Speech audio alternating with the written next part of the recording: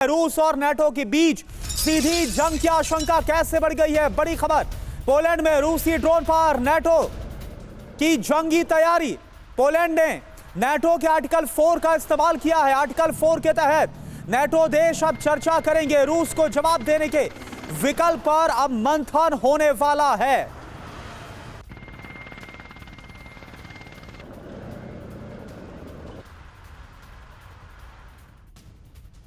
तो ये देखिए, यानी कि अब जो हालात हैं वो उस तरफ अग्रसर हो रहे हैं जब यह कहा जा रहा था कि कभी भी युद्ध नेटो वर्सेस रूस तब्दील हो जाएगा यूक्रेन जंग में। नेटो की एंट्री, रूस से क्या अब युद्ध की तैयारी हो रही है? नेटो के पास क्या विकल्प, क्या ऑप्शन है? नंबर 1, रूस की घेराबंदी का प्लान तैयार हो रहा है। नंबर 2, रूस नेटो देशों की सीमा पर हथियारों की तैनाती। जेआर, यूक्रेन को और बड़े हथियार देकर बड़े हमलों से जवाब देने की कोशिश है। रूस पर सीधे हमले के विकल्प पर भी चर्चा हो रही है। रूस को जवाब के लिए नेटो का बड़ा युद्धाभ्यास भी चल रहा है। बड़ी बात देखिए यह है कि 1949 से आर्टिकल 4 का 7 बार इस्तेमाल किया जा चुका है और अब एक बार फिर आर्टिकल 4 को इन्वोक किया गया है।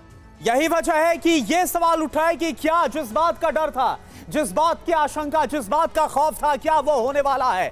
क्या महायुद्ध का जो काउंटडाउन है इसकी शुरुआत हो गया? ऐसा क्यों कहा जा रहा है, ये आपको बता दें।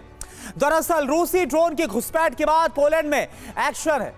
F-16 और F-35 लगातार पोलैंड की सीमा पर उड़ान भरते हुए नजर आ रहे हैं। पोलैंड ने एयर डिफेंस और रडार को एक्टिव कर दिया है। रूस, बेलारूस, यूक्रेन से लगे बॉर्डर पर हाई अलर्ट लगा दिया गया, घोषित किया गया है। नेटो देशों की सेना को तैयार रहने के लिए अलर्ट किया गया। वीके दत्ता सर, एक बार फिर से आर्टिकल 4 का इन्वोक करना, क्या हालात अब उसी तरफ बढ़ रहे जो कहा जा रहा था कि कभी भी युद्ध नेटो वर्सेस रूस हो सकता है? बिल्कुल करुणा, देखिए ऐसा है, जो तकरीबन 3 साल 7-8 महीने गुजर गए इस जंग को शुरू हुए और बहुत बार अमेरिका ने और नेटो ने यूक्रेन के माध्यम से रशिया की बहुत सारी रेड लाइंस को क्रॉस किया और हम हमेशा यही सोचते थे कि अभी इसके बाद अगर वो रेड लाइन क्रॉस होगी तो रशिया हो सकता है न्यूक्लियर वेपन्स का इस्तेमाल करे। अभी जब ये आर्टिकल 4 को इन्वोक किया गया है, इसका मतलब ये है कि इन्होंने इमरजेंसी डिक्लेयर करी है। आर्टिकल 4 का मतलब होता है कोई इमरजेंसी सिचुएशन में सारे नेटो के कंट्रीज एक दूसरे के साथ, मतलब आसान भाषा में कहा जाए तो नेटो का कोई देश जब थ्रेटेंड महसूस करता है तो वो आर्टिकल 4 इन्वोक कर सकता है और वो हो गया है। बिल्कुल।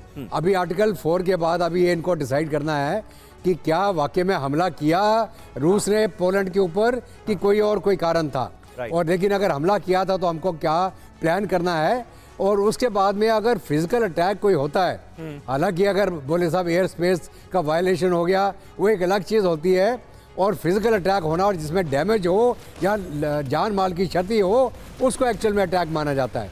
तो अभी इनको कोई डेबरी मिली नहीं है इनको इनके ड्रोन्स की, तो वो जब पूरा एविडेंस इकट्ठा करेंगे उसके बाद में कोई फैसला होगा। लेकिन अगर नेटो और रूस की जंग शुरू हो जाती है तो आप ये मान के चलें, क्या वो नेटो के मुल्क ये चाहेंगे कि उनके मुल्क की तबाही हो जिस प्रकार यूक्रेन की तबाही हो रही है?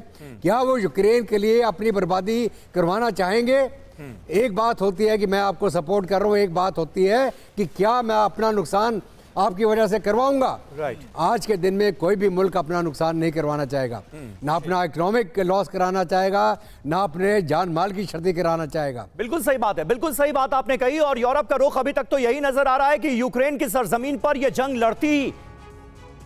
लड़ी जाए और यूरोप सपोर्ट करे, अमेरिका सपोर्ट करे। नुकसान यूरोप और अमेरिका का ना हो, सीधे सीधे यूक्रेन का हो, लेकिन यूक्रेन के कंधे पर रखकर बंदूक दागी जाती रहे, यह सिलसिला रुके नहीं।